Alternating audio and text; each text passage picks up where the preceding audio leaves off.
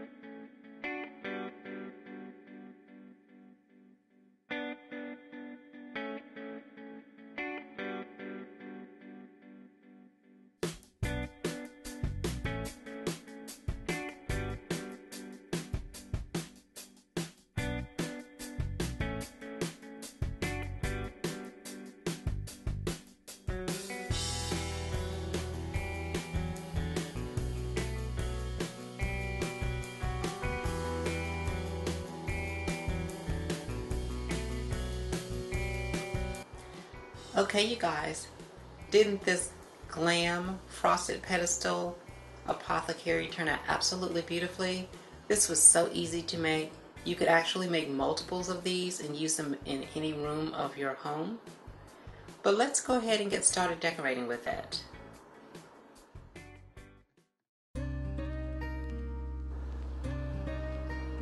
Well, there you have it, you guys. Another beautiful and super simple glam DIY. I hope you all will give this easy DIY a try.